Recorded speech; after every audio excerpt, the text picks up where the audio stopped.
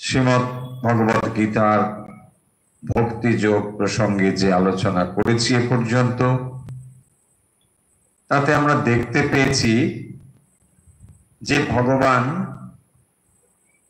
বেশ কতগুলি অপশনের কথা বলেছেন। যদি তুমি এটি করতে পারো তাহলে তাই করো, যদি তা করতে না পারো তাহলে অন্তত এটা করো, যদি তা না করতে পারো তাহলে এই করো। এইভাবে বেশ কতগুলো স্টেপ বা ধাপের কথা তিনি বলেছেন। কেন বলেছেন? বলেছেন এই জন্য যে আমরা সকলেই একই রকম ভাবে ভক্তি গ্রহণ করবার অধিকারী নয়। তাই যারা পূর্ণভাবে এই ভাবটি গ্রহণ করতে পেরেছেন তারা যেমন ভক্ত, আবার যারা এটাকে গ্রহণ করবার চেষ্টা করছেন তারাও কিভাবে করতে পারেন সেই কথা কিন্তু এখানে আলোচনা করা হয়েছে। এবং সেই জন্যেই আমরা পরপর যে কতগুলি শ্লোক পড়েছি সেখানে একটির পর একটি বলেছেন। অতচিত্তম সমাধাতুং ন শক্নোষি ময়ি স্থিরম অভ্যাস যোগেন তত মাম ইচ্ছাতুম ধনঞ্জয়। তো তুমি যদি এটা করতে না পারো তাহলে এটা বারবার করে অভ্যাস করো এবং তার ফলে তুমি এটা নিশ্চয়ই লাভ করতে পারবে। এইভাবে আমরা দেখব যে বেশ কতগুলো অপশন বলার পরে তিনি বলছেন সর্বকর্ম ফল ত্যাগম তাতে কুরু যথাত্মমান। যদি তুমি ধ্যান করতেও না পারো তাহলে সর্বকর্ম ফল ত্যাগম কুরু, সমস্ত আমাতে সমর্পণ বুদ্ধি করে তুমি যদি কর্মের অনুষ্ঠান করো তাহলেও কিন্তু তুমি আমাকেই প্রাপ্ত হবে। 12 নম্বরে আরো স্পষ্ট করে বলছেন ধ্যানাৎ কর্ম ফল ত্যাগ ত্যাগ শান্তির অনন্তরম। ত্যাগের ফলেই অনন্তর শান্তি লাভ সম্ভব এবং সেটি ত্যাগ মানে কর্মফল ত্যাগ। আর সেই কর্মফল ত্যাগের থেকে ধ্যানের থেকে এটিকে বড় বলা হয়েছে। কেবল ধ্যান, অথচ যদি কর্মফল সম্পূর্ণভাবে ত্যাগ না হয় তাহলে সেই ধ্যানের খুব বেশি আমরা গভীরতা লাভ করতে পারবো না। কর্মফল সম্পূর্ণভাবে ভগবানে ত্যাগ করার অর্থ হলো মনকে নানা রকম চিন্তার হাত থেকে মুক্ত করা। যখনই আমরা ভগবানের ফল সমর্পণ করে দিই একমাত্র তখনই আমরা সমস্ত চিন্তা থেকে মুক্ত হতে পারি, আর তখনই আমরা যথার্থ রূপে ধ্যানের গভীরে প্রবেশ করতে পারি। তার আগে আমরা ধ্যান চেষ্টা করতে পারি, কিন্তু ধ্যানের থেকে সেই জন্য যেটি বলা হয়েছে সর্বকর্ম ফল ত্যাগ, কর্মফল ত্যাগই হচ্ছে ধ্যানের থেকেও অনেক উঁচুতে। কারণ সমস্ত কর্মের ফল ত্যাগ করে তবেই একজন পূর্ণ শান্তি লাভ করতে পারে। তাই ভগবানের প্রতি যখন আমরা কর্ম করছি সেই কর্ম ফল ত্যাগ কথার অর্থ কি?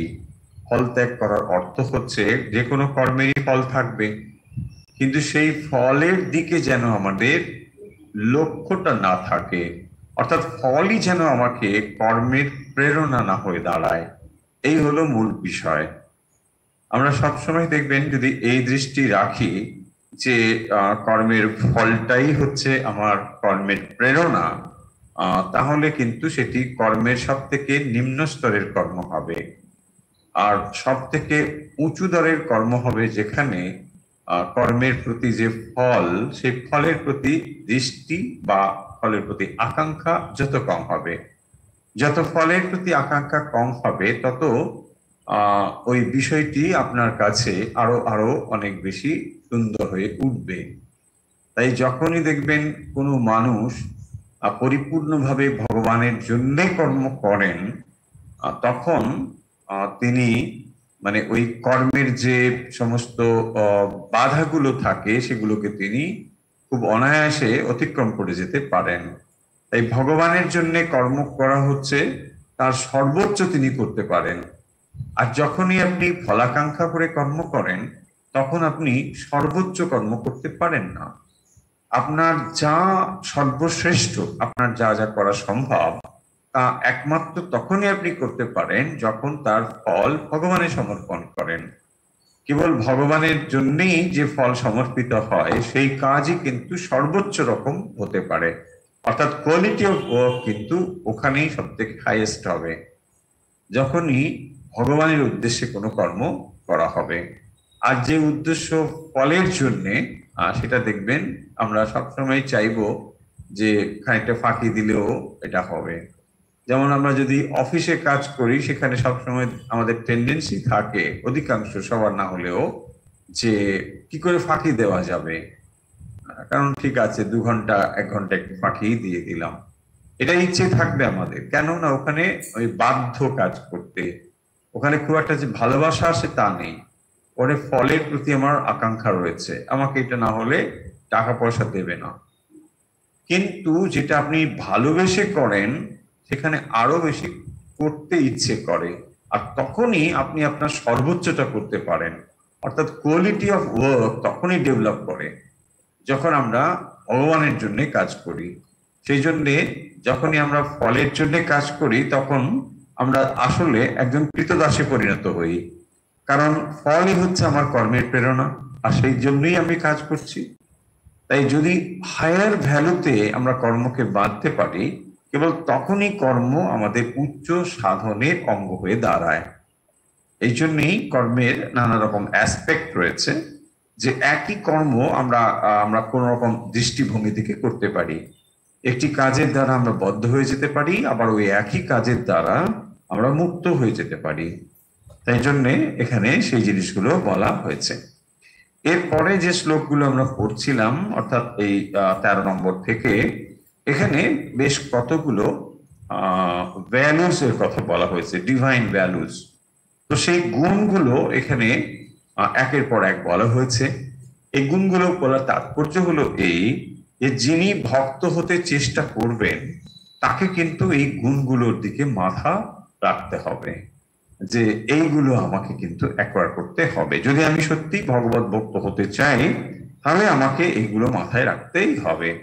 আর যার এগুলো অলরেডি হয়ে গিয়েছে, তো তার তো লাভ হয়েই গিয়েছে। সেই জন্যে এগুলো হচ্ছে, যিনি সিদ্ধ পুরুষ, এগুলো তার স্বাভাবিক। আর যিনি সাধক ভক্তি লাভের চেষ্টা করছেন, তাকে এগুলো আয়াস সাধ্য, মানে চেষ্টা করে লাভ করতে হবে। সেই জন্য তাকে এইসব বিষয়ে মনোনিবেশ করতে হবে, এতে যত্নশীল হতে হবে, তা নাহলে সে এগুলো লাভ করতে পারবে না। অদ্বেষ্টা সর্বভূতানাম মৈত্র করুণ এবচ নির্মমা নিরহংকার সম দুঃখ সুখ স্খমি। অদ্বেষ্টা সর্বভূতানাম, আমরা এই শ্লোকটা ইতিমধ্যে পড়েছি। এখানে কতগুলো গুণের কথা পরপর বলা হয়েছে। অদ্বেষ্টা সর্বভূতানাম, সমস্ত প্রাণীদের প্রতি দ্বেষ শূন্য হওয়া, কারোর প্রতি কোনো বিদ্বেষ ভাব থাকবে না।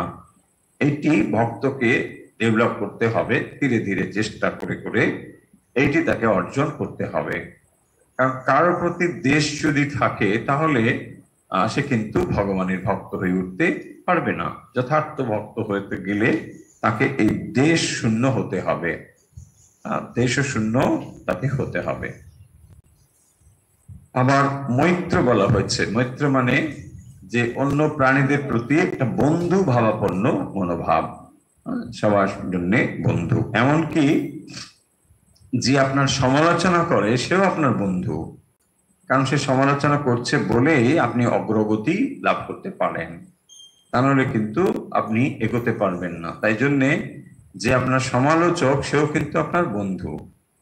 সেই জন্যে মৈত্র একটা ধারণা, যে ভারী সুন্দর ধারণা, সবার প্রতি আপনার মিত্রতা থাকবে, বন্ধুত্ব থাকবে। আর যেহেতু সবাই ভগবানের সন্তান সন্ততি, এই যে আইডিয়া বা এই ভাব, ফলে সকলের প্রতি আপনার মিত্র ভাবাপন্ন হওয়াই স্বাভাবিক। তারপর বলছেন করুণা এবছা, মিত্রা আবার করুণা। তো করুণা ভাব মানে দয়ার ভাব, দয়ার ভাবটা আপনার থাকবে। সাধারণত কি হয় দেখবেন, নর্মালি হয়তো আমাদের একটা কোনো কিছু কেউ কিছু করলে সেখানে আমরা ক্রুদ্ধ হয়ে পড়ি, রেগে যাই। তো এই যে রাগ এবং তার সঙ্গে সঙ্গে দেখবেন এই করুণা জিনিসটাও সেখানে এসে যাবে। আমরা যদি একটা মানে বাস্তব এক্সাম্পল নিই তাহলে আমরা বুঝতে পারবো। ধরুন আপনি রাস্তা দিয়ে যাচ্ছেন, যেতে যেতে দেখলেন যে একটা লোক মানে এমন করে হেঁটে যাচ্ছে, হঠাৎ হয়তো আপনার পেছন থেকে আপনার মানে জামায় এসে জল কাদা পড়লো। আপনি রেগেই যাবেন, আরে দেখতে পারেন না। কিন্তু যখনই আপনি পেছন ফিরে তাকালেন তখন দেখছেন লোকটি হয়তো পোড়া, মানে এমন করে হাঁটছে যে হঠাৎ করে সে কিন্তু ওই জলের মধ্যে পড়ে গেছে, আর সেখান থেকে জলটা আপনার এসে পড়েছে। জাস্ট একটা আমরা ভাবছি, তো তাতে কি হবে, তখন আপনার তখন সঙ্গে সঙ্গে একটা কম্প্রেশন এসে যাবে, আরে ইস, এটা আমি তো রেগে যাওয়া ঠিক নয়, হ্যাঁ এই লোকটা তো এরকম নেই। হ্যাঁ দেখুন তাহলে করুণা আবার রাগ দুটো কি সুন্দর কনভার্ট হয়ে গেল, তখন আপনি তার প্রতি এটা করবেন। এই জিনিসটা কিরকম হয় দেখুন, আপনি যখন স্পিরিচুয়ালি প্রোগ্রেসড আছেন, মানে আসলে আপনি এটা কেন করছেন, ওই লোকটির প্রতি আপনার একটা মানে দৃষ্টি খুলে গেল, সেই দৃষ্টিটাকে আমরা জ্ঞান দৃষ্টি বলতে পারি।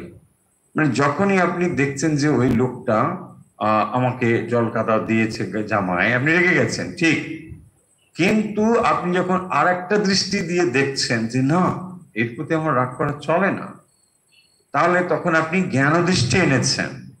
তাহলে যখনই আমরা কোনো একটা সিচুয়েশনকে কেবল জাগতিক দৃষ্টিতে দেখি তখন আমরা রেগে যাই।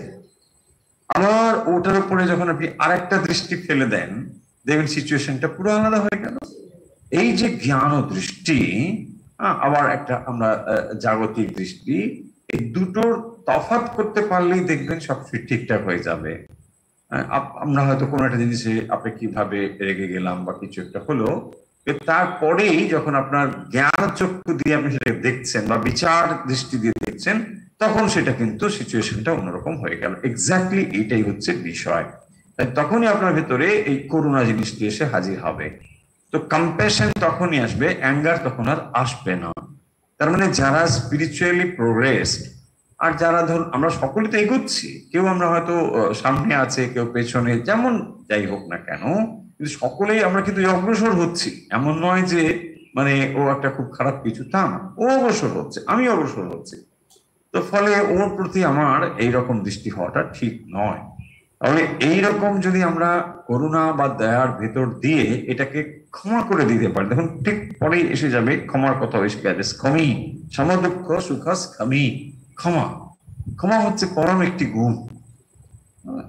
তখন আপনি দেখবেন আপনার আর কিছু নেই, ঠিক করেছো তো চলো তুমি ঠিক আছে। এই ক্ষমা দৃষ্টি তখনই আসবে যখন আপনার স্পিরিচুয়ালি আপনি প্রোগ্রেসড হচ্ছেন।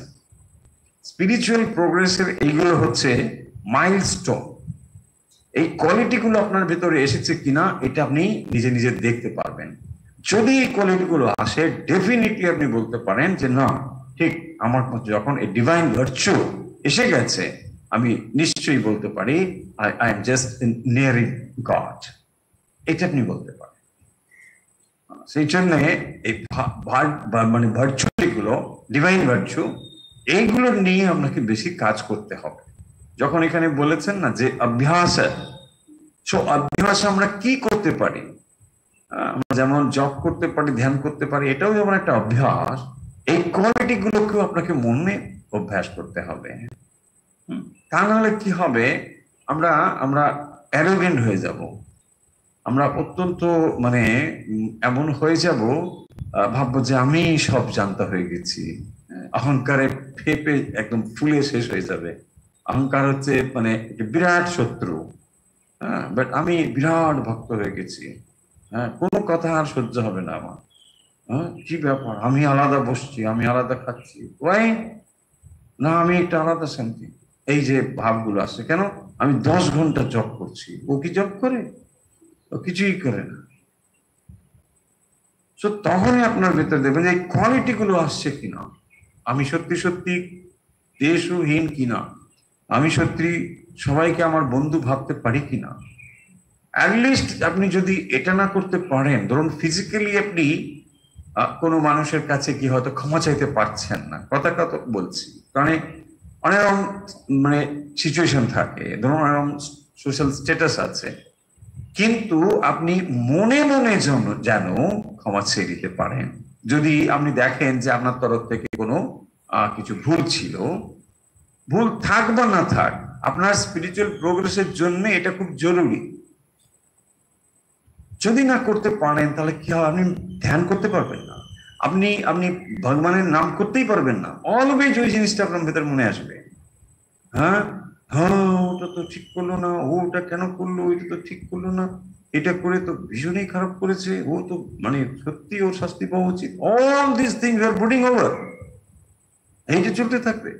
তাই কি করবেন আপনি, ব্যাস জাস্ট ওখানে ইরেজ করে দিন, ভগবান খুশি হবেন। বলছেন হ্যাঁ মদ ভক্ত স্বামী প্রিয়, এই আমার প্রিয় ভক্ত, ওয়াই না আমি এটা ইরেজ করে দিয়েছি, একদম মুছে দিন মন থেকে, ভগবান আমার এটা ভুল হয়েছে।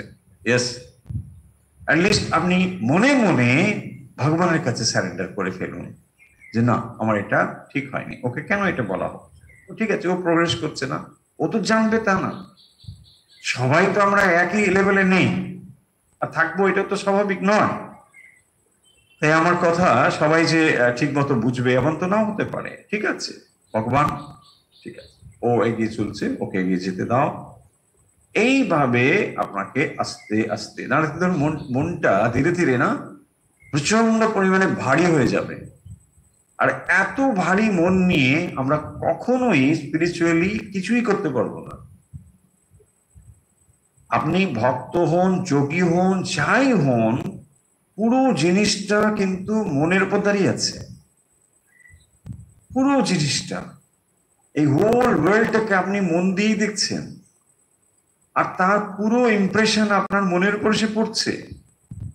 তাই যদি আপনি সাবধান না হন, আপনি মানে মনটাকে হ্যান্ডেল করতে যদি না শেখেন বা পারেন, তাহলে স্পিরিচুয়াল প্রোগ্রেস মানে প্রায় অসম্ভব, প্রায় অসম্ভব।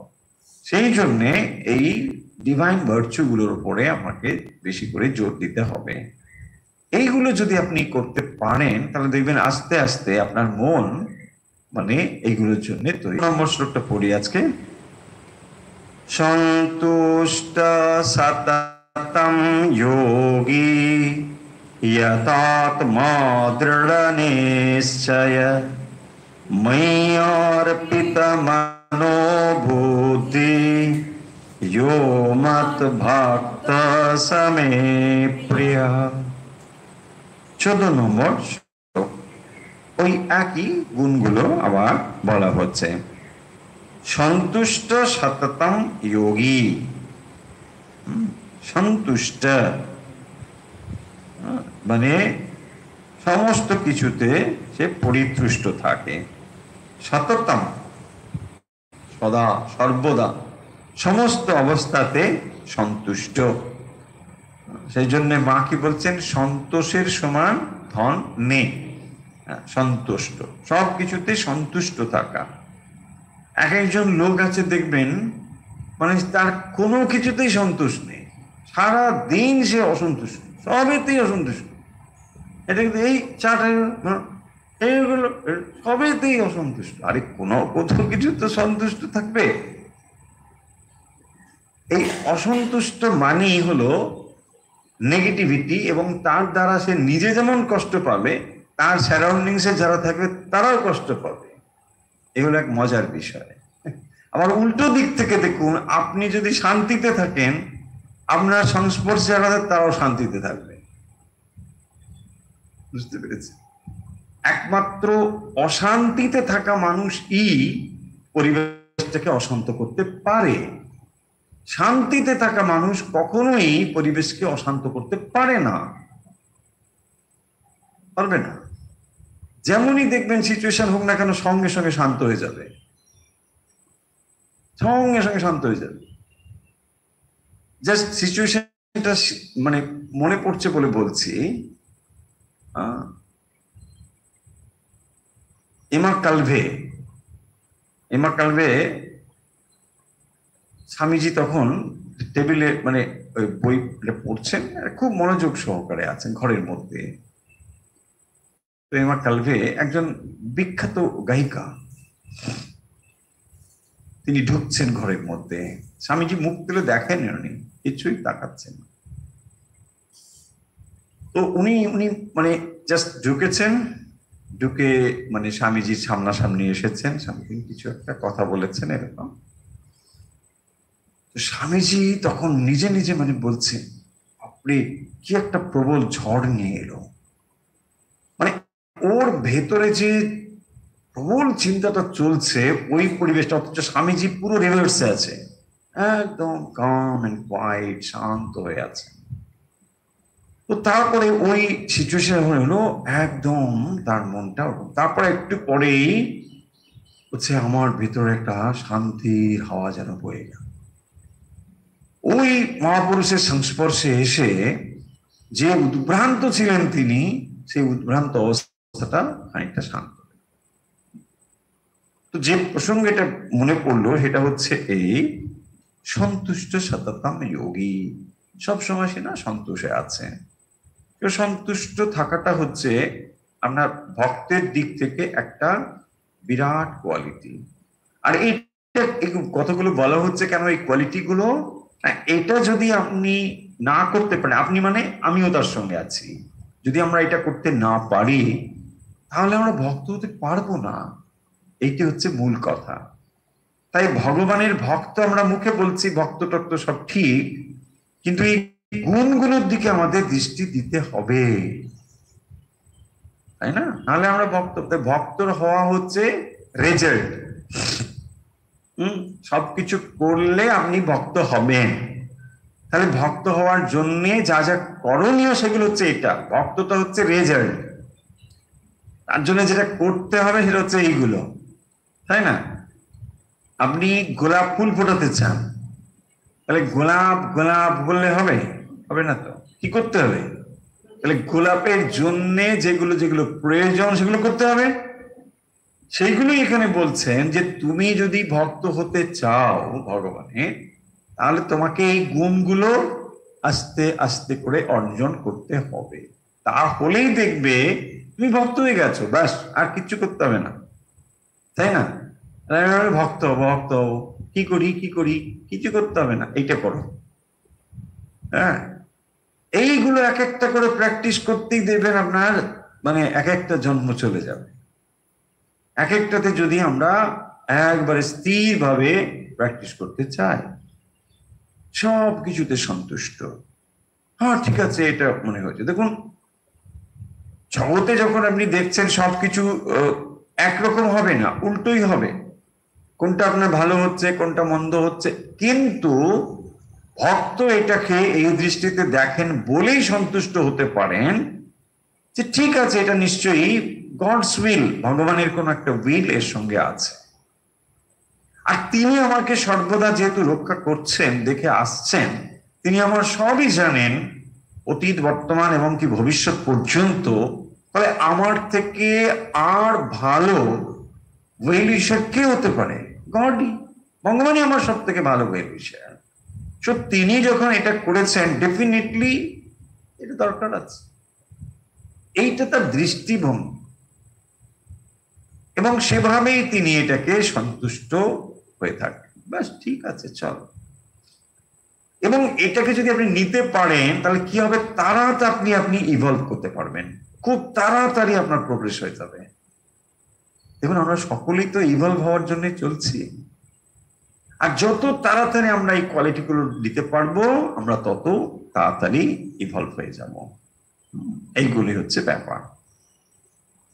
আপনি ভাবছেন না ও কেন হচ্ছে, ওর জন্য কোনো নয়, আপনি একাই আছেন পৃথিবীতে, আর কেউ নেই, আপনি আর আপনার ভগবান আছেন, দ্যাটস অল। ওকে নিয়ে আপনার বিচার করতে হবে না। দেখুন আমরা সাধারণত এই আর্গুমেন্টটা বা লজিকটা এখানে তুলে ধরি যে ও খারাপ কাজ করে তো ভীষণ ভালো আছে, তার মানে কি বলতে চান? আপনি খারাপ কাজ করবার জন্য আগ্রহী, করে ফেলুন। এরকম করে ভক্ত হওয়া যাবে না। যদি সত্যি আমি ভগবানকে ভালোবাসি তো আমি বাসি, ব্যাস, তিনি আমাকে লাথি দিলেও বাসি, তিনি আমাকে ফুলের মালা দিলেও বাসি, ব্যাস এইটাই। পাশের বাড়ির ও খারাপ কাজ করে অর্থ সম্পদে ভরপুর হয়ে আছে, আছে, কি হয়েছে তাতে? কি প্রমাণিত হয়? আপনার ইচ্ছে আছে ওগুলো করবার, করতে থাকুন। এই আমরা না বুঝতে পারি না। ওকে আপনি ওটা দেখছেন, ঠিক আছে, তার জন্য কি হয়েছে? তারপর দেখবেন যখন ভাটা আসবে সব টেনে বেরিয়ে যাচ্ছে, হু করে বেরিয়ে যাচ্ছে, তাই না? আর এই কোথাও যখন দেখছেন কোনো না কোনো ভাবে অর্থ সম্পদ অতিরিক্ত হয়ে আসছে, ডেফিনেটলি কোথাও রং হইতে কিছু হচ্ছে, তো এটা স্বাভাবিক, তাই না? শরীরে কোথাও যদি মনে হয় যে অস্বাভাবিক ভাবে কোথাও ফুলে উঠছে, তার মানে এটা রোগের লক্ষণ তো। আর সেটাকে যদি না আমি একটু বেশ মোটকা মোটকা হচ্ছি, ভালো লাগছে, তাই না?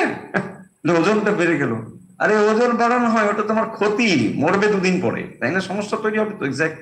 তো এইটাকে আমরা অনেক সময় না এই জিনিসটাকে এরকম বলি, অনেকে বলতে শুনেছি আমি।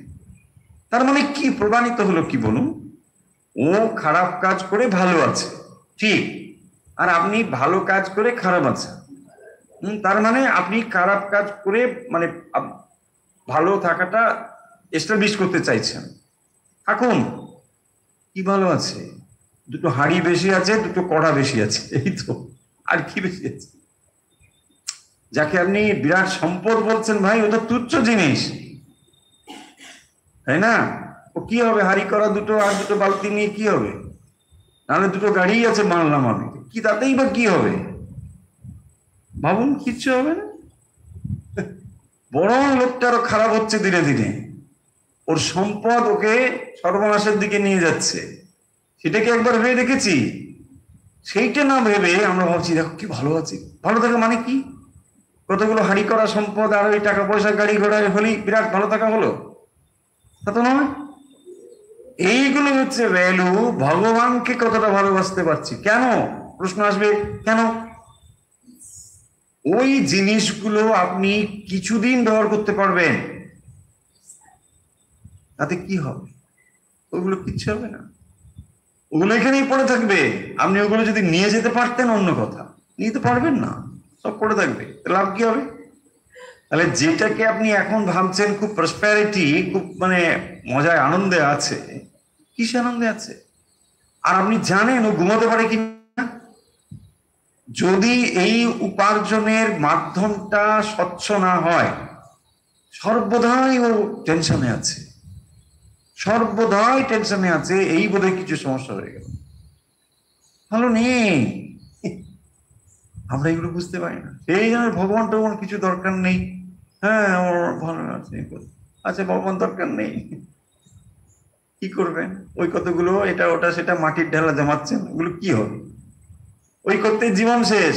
তারপর যখন দেখছেন ভোগ করবেন, সেদিন বলছেন না তোমার তো টাইম হয়ে গেছে, চলো। তাই না? দেখুন, আমরা এই করছি, সম্পদ আহরণ করবার জন্য জীবনের অধিকাংশ জিনিসকে নষ্ট করে ফেলছি। যৌবনটা তো নষ্টই করে ফেললাম এই করে করে, সম্পদ সম্পদ, তাই না? তারপর যেদিন ভোগ করবার অবস্থা, সেদিন বলছে তোমার টিকিট হয়ে গেছে, তাড়াতাড়ি রেডি হও, কি নিয়ে যাবে দেখো। বলছি বাবা কিছুই প্যাকিং হয়নি, সবই নিয়ে যেতে চাই। কি অবস্থা, তাই না?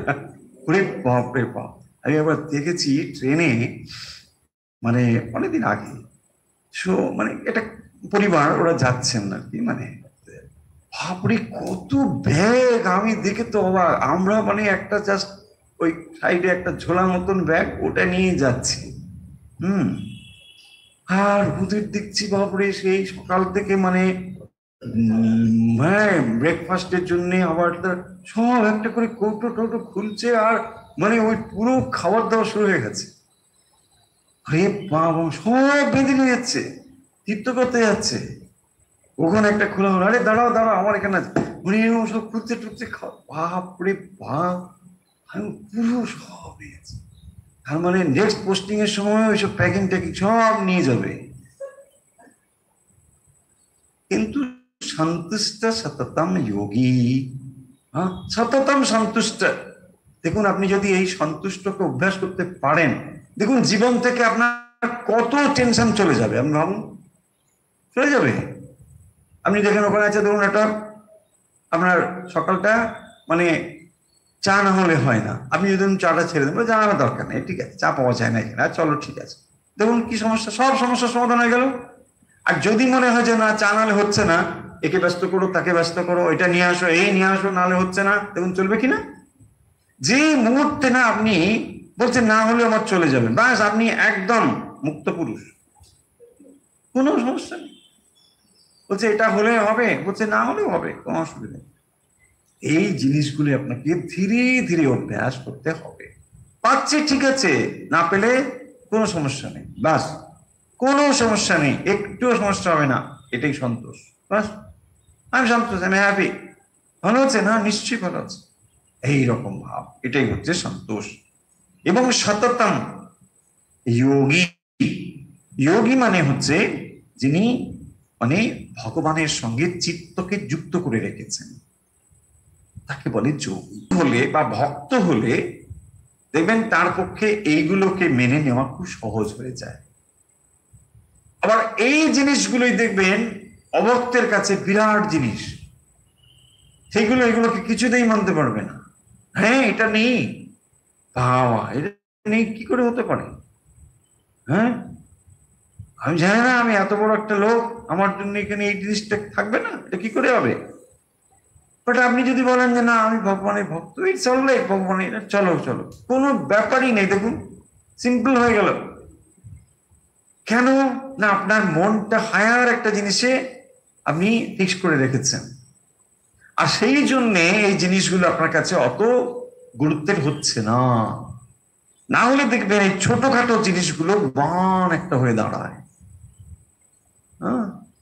আপনার মন যেদিন একটা উচ্চ গ্রামে বাঁধা থাকে, সেদিন দেখবেন না এই ছোটখাটো জিনিসগুলো আপনার কাছে বড় একটা ম্যাটার করে না, করতে পারে না।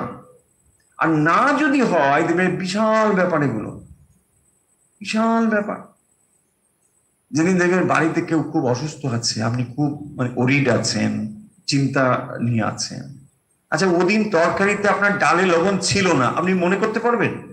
বুঝি না না আমার কিছুই মনে পড়ছে না এখন, আমি কিচ্ছু বুঝি না, পুরো আপনার মনটা ওই জায়গায় ফিক্স আছে। আর যদি না হতো, হ্যাঁ রান্না করতে পারো না, ডালে লবণ নেই, খাওয়া যায় কি, আপনি তুলকালাম করে তুলতেন। দেখুন এক্সাম্পল,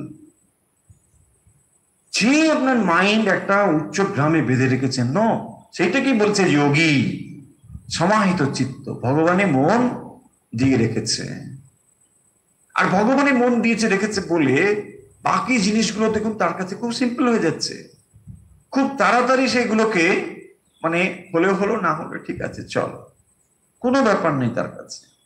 এটাই বলছেন সন্তুষ্ট সততম যোগী। তারপরে কি বলছেন দেখুন, ইয়াতাত্মা, ইয়াতাত্মা একটা সংযত ভাব, সবকিছুতে একটা সংযত স্বভাব, একটা সংযত ভাব। তার মানে সমস্ত কিছুর ভেতরে তার একটা না আমি সংযত, মানে এটা আমার করা চলবে না, অতিরিক্ত কিছু নয়। আর যখনই আপনি একটা সংযম বেড়াজাল তৈরি করছেন, তখনই দেখবেন আপনি কোনো কিছুতে আর অহংকৃত হতে পারবেন না, না ঠিক আছে চল এটা হলেই হবে। সংযম হচ্ছে এমন একটি শক্তি, এবং যার দ্বারা আপনার আত্মশক্তি জাগরিত হয়। ধীরে ধীরে আপনি নিজেকে এটা বুঝতে শেখেন, আপনার এই জগতের ওপর নির্ভরতা কমতে থাকে। তা নাহলে দেখবেন আমরা ক্রমশ ক্রমশ জগতের উপর নির্ভর হয়ে পড়ি, এটা না হলে হবে না, ওটা না হলে হবে না।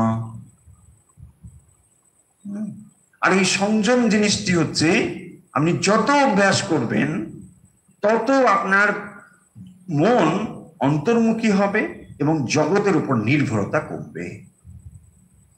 যে না আমার এটা ঠিক আছে চল, অসুবিধে নেই, সংযম সব জায়গায় সমস্ত কিছুতে। তাহলে দেখবেন একটা উদ্যত ভাব, হ্যাঁ সবকিছুকে একবারে করে দেবো। মানুষ থাকে না দেখবেন নয় যে করে, আরে বাবা দাঁড়াও দাঁড়াও, অন্যায়ের প্রতিবাদও একটা প্রচ্ছন্ন অহংকার। যারা অন্যায় প্রতিবাদ করছেন করুন, আমি তাদের বাধা দিচ্ছি না, যে না না না এই কথাটা এরকম করা যাবে না, ঝাঁপিয়ে পড়তে হবে, নিশ্চয়ই ঝাঁপিয়ে পড়ুন, আপনি বলছি। আমি ভক্তদের কথা বলছি, যারা ভগবানের ভক্ত হতে চান, দেখবেন এই যে অপরের ছিদ্র দর্শন বা অপরের সমালোচনা, এটিও কিন্তু অহংকারেরই একটি লক্ষণ। যে যত অহংকারী সে ছিদ্রানুসন্ধান অধিক পরিমাণে করে, নিজের যে ছিদ্র প্রচুর সেটা সে দেখে না। মা বলতে দোষ দেখতে হলে নিজের দেখবে, আর অপরের দোষ দেখাটা এমন কিছু বিরাট গুণের কথা নয়। এখানে লিখে থাকতো, এখানে লেখা নেই যে অপরের দোষ দেখতে হবে, তাই না? ওর এটা নেই সেটা নেই, নেই তো, অনেকের অনেকটা নেই তো, সবাই তো ইভলভ করছে, এগোচ্ছে। কিন্তু এটাকে বড় করে বলে তুমি কার উপকার করছো? নিজের ক্ষতি করছো, আর কারো উপকার করছো না। কিন্তু আপনি সমালোচনা করে বা অপরের ছিদ্র অন্বেষণ করে নিজেরই কেবল ক্ষতি করছেন। ভালো করে বুঝুন, যেই মুহূর্তে আপনি অপরের দোষ দেখছেন, মনটিকে ওই দোষে দুষ্ট করে তবেই তো দেখছেন, আর ওটা বারবার আপনি বলে বলে ওটাই মনের ভিতরে নিয়ে আসছেন, আসলে আপনি খারাপ হয়ে যাচ্ছেন। বাস মজা হচ্ছে এখানে। আর যখনই দেখবেন কারোর একটা ছিদ্র সমালোচনা মানে কি ভালো লাগে, তাই না? ভীষণ ভালো লাগে, ভীষণ। যে কোনো আপনার প্রিয় খাবারের থেকে প্রিয় হয়ে যায়, ভীষণ ভালো লাগে। ইলিশ মাছ পেলে আপনি ওটাই খাবেন, বুঝছেন? না শুনেছেন দিদি ওটাই, আরে বাপ রে বাপ, কি শুনেছেন, শুরু হয়ে গেল, তাই না? সেই জন্য দেখবেন বাইবেলে আছে, সমালোচনা করো না, তুমিও সমালোচিত হবে না। সিম্পল। ট্রাই টু লাভ, ভালোবাসো, মানুষকে ভালোবাসো তার দুর্বলতা সহ। জানো যার মধ্যে দুর্বলতা আছে, ডেফিনেটলি আছে। We are evolving, we are not complete, we are not perfect. Nobody in this world is perfect. We are not perfect. আমরা পারফেক্ট চাই, এটাই যদি আপনি ধরে নেন তাহলে সমস্যা কি আছে, তাই না? দেখুন সিম্পল। আপনি আপনার মনটাকে কেন ভারাক্রান্ত করবেন না? यथात्मा दृढ़ निश्चय, তারপরে শব্দ দেখুন, দৃঢ় নিশ্চয়। দৃঢ় নিশ্চয় মানে দৃঢ় বিশ্বাস, ভগবানের প্রতি দৃঢ় বিশ্বাস।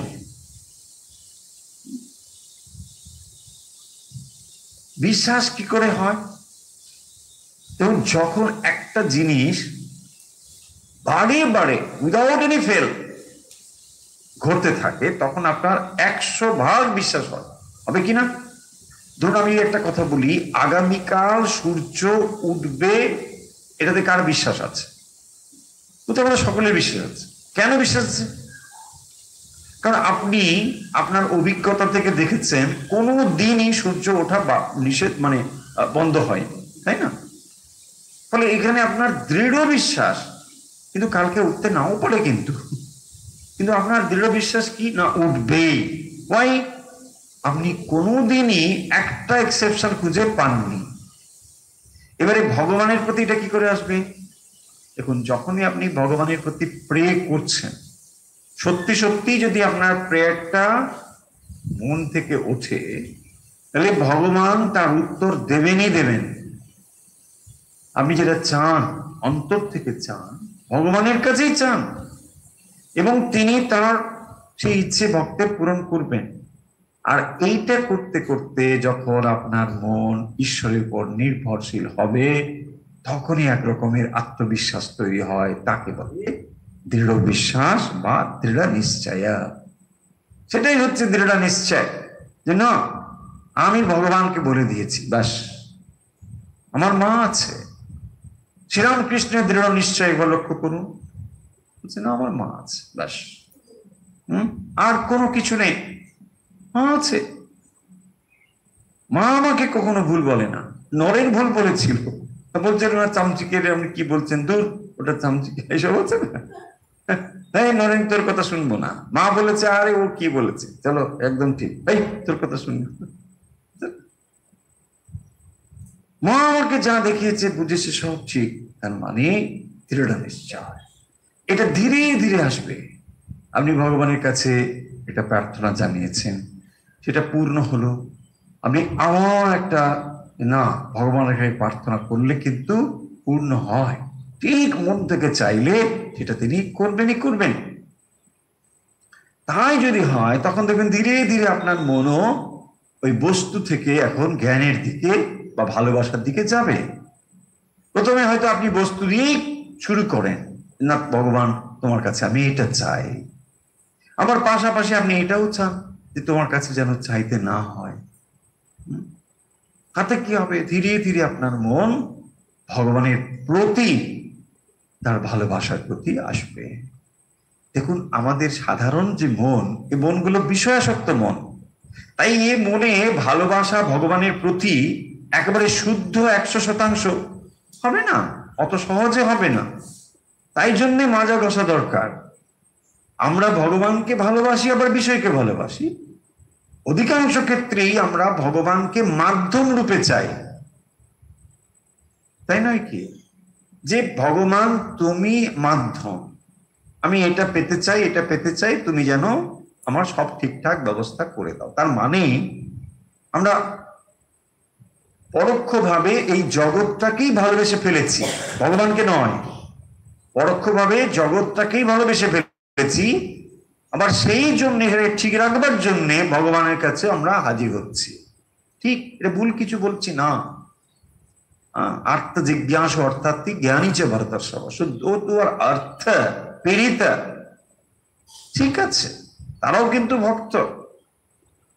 কিন্তু এটা করতে করতে আপনার দৃঢ় নিশ্চয় এমন হবে যে তখন আর তার কাছে এগুলো চাইতে ইচ্ছে করবে না, তাই না?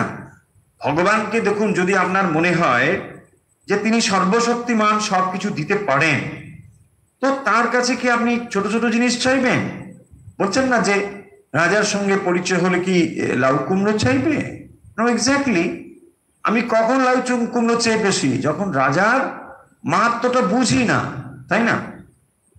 যদি রাজার মাহাত্ম্য বুঝে যায় যে রাজা এত কিছু করতে পারে, আমাকে যে তাকে ডেকে নিয়ে গেছে, চাইলে অনেক কিছু দিতে পারে, কিন্তু আমি আর ভিখিরি, আমি চাই লাউ কুমড়ো। কি তোমার কি চাই? বলছে না, লাউ আর এক দুটো কুমড়ো দিন। হ্যাঁ, সে কি করবে?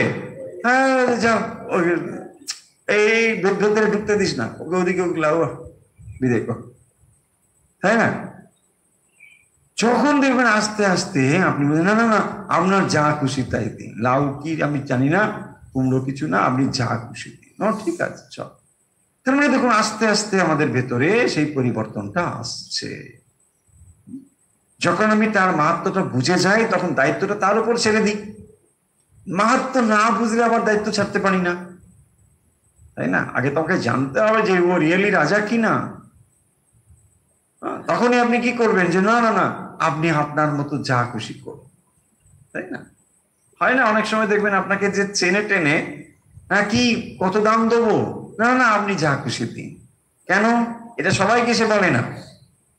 দেখবেন যে কেউ আসলে এই কথাটা বলবে না, তাকে যে চেনে না ঠকে যেতে পারে সেখানে, কিন্তু জানে যে আপনাকে বললে আপনি আপনার মর্যাদা অনুযায়ী দেবে, তাই না? তখনও বলে বসে না আপনার যা খুশি দিন। আসলে যা খুশি মানে ও পাওনার থেকে বেশি পাবে, তাই না? কারণ আপনি দিলে ওকে তো লক্ষ্য করে দেবেন না, আপনি আপনার মর্যাদা অনুযায়ী দেবেন, তাই না? কারণ দেওয়ার পেছনে ওর থেকে আপনার মর্যাদাটা অধিক পরিমাণে তখন গুরুত্ব পাবে, যে না না ও যখন আমার উপর ছেড়ে দিয়েছে, তখন আমি কি 10 টাকা দিতে পারি? না না 20 টাকাই দাও, কথার কথা। দেখুন তাহলে আপনি কি করলেন? ওটা করলেন এক্স্যাক্টলি। আমরা যদি ওইটুকু করতে পারি যে ভগবান তোমার উপরে আমি ছেড়ে দিলাম দায়িত্বটা, ব্যাস, তখন ভগবান করবেন। আরে আমার উপর দায়িত্ব ছেড়ে দিয়েছে না, ও তো নির্ভর করেছে আমার উপর, তো নির্ভর যখন করেছে এটা আমার রেসপন্সিবিলিটি, করতেই হবে, তাই? আর তা না হলে করবে না। ওই সে আছে না, একবার মানে মানে হঠাৎ করে ভগবান চলে এলেন মর্তধামে। তো তখন মানে ওখানে লক্ষ্মী দেবী বলছেন, কি ব্যাপার প্রভু, তুমি চলে গেলে এক্ষুনি, আবার চলে এলে এত তাড়াতাড়ি, কি ব্যাপার? বলছে, না আমি গেলাম, একজন ভক্ত মানে খুবই আর্ত, রক্ষা করো বলে মানে খুবই হচ্ছে, আসলে তার উপরে কেউ নির্যাতন করছিল, তো তখন সে বাঁচাও বাঁচাও বলে এরকম চিৎকার করছিল। তা আমি সেই জন্য ভাবলাম যে আমাকে তো ভক্তকে বাঁচাতে হবে, আমি চলে গেলাম। তো তারপর কি করলে, তুমি চলে এলে কেন? না আমি গিয়ে দেখলাম ও নিজেই একটা কিছু তুলেছে ওকে মারবে বলে। তো যেই যখন তুলেছে আমি দেখলাম যে হ্যাঁ আমার আর দরকার নেই, আমি চলে এলাম। যখনই আপনি ভগবানের উপর নির্ভর করেছেন পুরোপুরি, ভগবান তখন দায়িত্ব নিয়েছেন, নেবে দৃঢ় নিশ্চয়। মই অর্পিত মনোবুদ্ধি, দেখুন তাহলে বলছেন মই অর্পিত মনোবুদ্ধি, যিনি মই আমাতে অর্পিত মনোবুদ্ধি, মন বুদ্ধি যিনি আমাতে অর্পণ করে দিয়েছেন, সমস্ত কিছু ভগবানে অর্পণ করেছেন। এইরকম যে হবে, বলছেন সমে প্রিয়, আমার সেই হচ্ছে প্রিয়। তাহলে আপনি যদি ভগবানের প্রিয় হতে চান, এগুলি করতে হবে। সিম্পল ব্যাপার। যদি ভগবানকে আমরা ভালোবাসতে চাই, সিম্পল ব্যাপার হচ্ছে এই কোয়ালিটি গুলো ডেভেলপ করতে হবে। আমরা বারে বারে এই কথা বলার চেষ্টা করেছি যে ধ্যান কখনো চেষ্টা করে হবে না, ধ্যান কখনো চেষ্টা করে হবে না। ধ্যান হবে, ধ্যান হবে। তাহলে ধ্যানের অন্তরায়গুলো যাবে কি করে? এইগুলো অভ্যাস করলে। যেগুলো আমাকে ধ্যানমগ্ন হতে দেয় না, সেগুলো যদি আমি অভ্যাস করি, তাহলে আমার মন ধ্যানমগ্ন হবে। সেই জন্য ওই জায়গায় কাজ না করে কাজ এখান থেকে শুরু করতে হবে। আমাদের মনোনিবেশ করতে হবে এই বিষয়গুলোতে,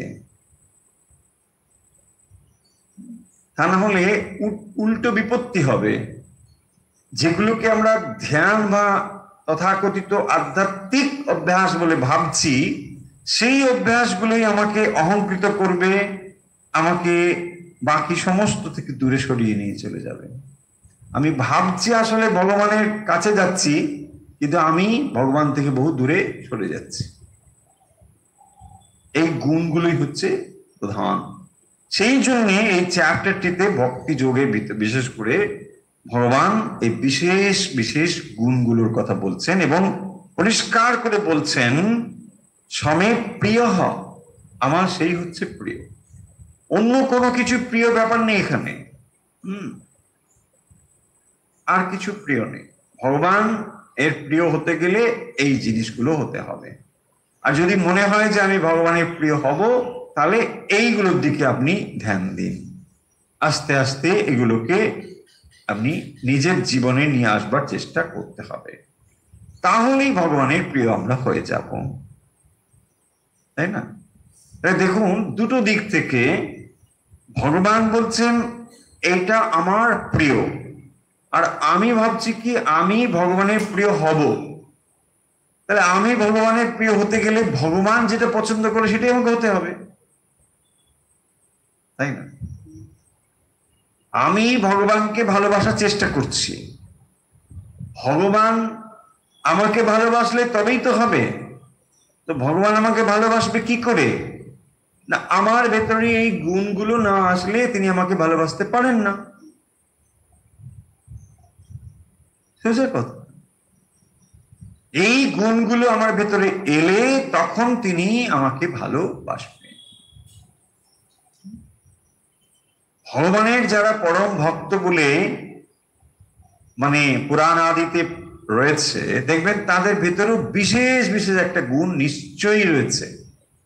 হতে পারে সে অত্যন্ত দরিদ্র, হতে পারে তার মধ্যে জাগতিক কোনো শিক্ষা নেই, হতে পারে, কিন্তু এমন একটা বিশেষ গুণ রয়েছে যেখানে কিন্তু সে মহান। সেই জায়গাটা ভগবান দেখেন। তো সেইগুলোর জন্য এই গুণগুলো এখানে এক এক করে বলা হয়েছে। এইগুলো কিন্তু আমরা অভ্যাস করতে পারি। ওই যে অভ্যাসের কথা বলেছেন, এই অভ্যাসগুলো হচ্ছে এইগুলো অভ্যাস করা।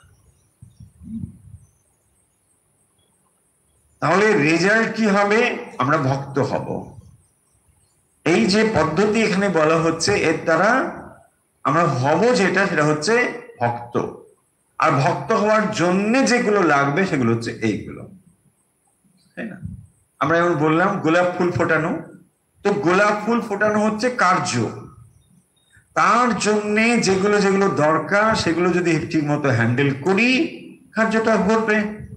দেখুন, আপনি গোলাপ ফুল যদি ফোটাতে চান, তাহলে মাথা থেকে গোলাপ ফুল বলাটা ছেড়ে দিন। যেটা করতে হবে তার জন্য অনুকূল যে কাজ, সেটাই আগে করতে হবে। হবে কি না? গোলাপ ফুলটা কি এমনি ফুটবে? তাই না, এমনি ফুটবে। আবার ভালো করে দেখুন, যে যে উপাদান দিয়ে আপনি গোলাপ ফুল ফোটান, তার কোনো একটা উপাদানে আপনি গোলাপ ফুলের কোয়ালিটি পাবেন না।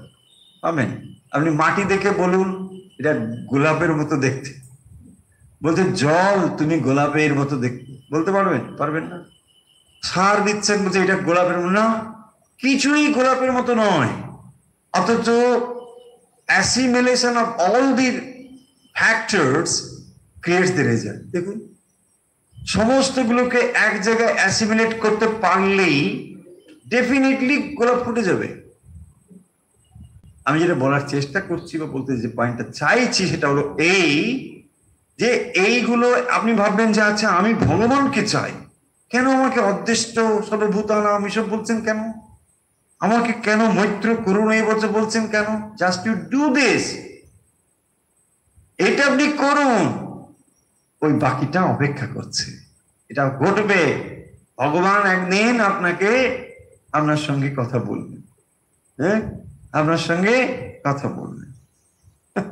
রামময় মহারাজ মায়ের মন্দিরের সঙ্গে মানে বলছেন যে মাকে তো কত ছোটবেলা দেখেছে, কত সেবা টেবা করেছে, তো বলছে আমার সঙ্গে তোমার কথা বলতে ইচ্ছে করে না? হ্যাঁ, তখন তো কত কথা বলতে, এটা করো, এটা করো, সেটা করো। মা, আমার সঙ্গে কথা বলতে ইচ্ছে করে না। মাসি শান্তিরামের কাহিনী আছে, হলদি পুকুরের শান্তিরাম, সেও মাকে খুব ভালোবাসতো, ওখানে ঝাড়ু টাড়ু করতো, যারা মাটিতে। বলছে আমি অপেক্ষা করে আছি কবে তুমি আমার সঙ্গে কথা বলবে, দেখি আমি কবে কথা বলবো, মুখ তুমি কবে খুলবে, আমি অপেক্ষা করে আছি, দেখি। ওইটা নিয়ে পড়ে আছে, ওটি নিয়ে মায়ের সেবা করে যাচ্ছে, দেখি আমি একদিন তো যোগ্য হবই, কবে আমি যোগ্য হব। এটাই হচ্ছে ভক্তি। তুমি যখন এটা ভালোবাসো, আমি এটাই করব। সেই জন্য প্রতিদিন সচেতন ভাবে আমাদের চেষ্টা করতে হবে যে আজ আমি এই চেষ্টায় কত দূর অগ্রসর হতে পারলাম, আর অন্য কিছু নয়। আমি আমার আজকের সারাদিনের কাজ কর্ম চিন্তা এর ভেতর দিয়ে আমি কতখানি ঈশ্বরের দিকে অগ্রসর হতে পারলাম, তাহলে এই কর্মগুলো, চিন্তাগুলো, কাজগুলোর ভেতরে একটা ভ্যালু আছে। তাহলে জাস্ট জিরো, কোনো ভ্যালু নেই। আপনি অফিসে 5 ঘন্টা কাজ করেছেন, 10 ঘন্টা কাজ করেছেন, ওখানে এই করেছেন, সেখানে সেই করেছেন, কোনো মূল্য নেই। এই সমস্ত ভেতর দিয়ে আমি ভগবানকে কতটা ভালোবাসতে পেরেছি, আমার মন কতটা ভগবানের দিকে গিয়েছে, তার জন্য এই কোয়ালিটি গুলো, আদেষ্টা সব প্র্যাকটিক্যাল জিনিস, এগুলো আপনার দৈনন্দিন কাজের মধ্যেই এগুলো এসে যাবে। প্র্যাকটিক্যাল একদম, এই শব্দগুলো যেখানে আছে কোনোটা ইমপ্র্যাকটিক্যাল নয়, কোনোটা একবারে চিন্তা নয়, এগুলো প্র্যাকটিক্যাল। এই জিনিসগুলো কাজের ভেতরে, সারাদিনের ভেতরে যদি আমরা অভ্যাস করতে পারি, তবেই আমি ভক্ত হয়ে উঠতে পারব। সেই জন্য দেখবেন ভক্তিযোগ খুব ইম্পর্টেন্ট। ভগবানের ভক্ত হতে গেলে আমাকে এইগুলো হতে হবে। এইগুলো তুমি ডেভেলপ করবার চেষ্টা করো। আমার প্রিয় হচ্ছে এরাই, অন্য আর কেউ প্রিয় নয়। তাই ভগবান এখানে বলে দিচ্ছেন যে কি করে তাকে ভালোবাসতে হবে বা কি করে তার ভালোবাসা পেতে পারি সে কথা এখানে তিনি বলে দিচ্ছেন। এইগুলো অভ্যাস করলে ভগবান বলছেন যে এরাই আমার প্রিয় হয়ে উঠবে।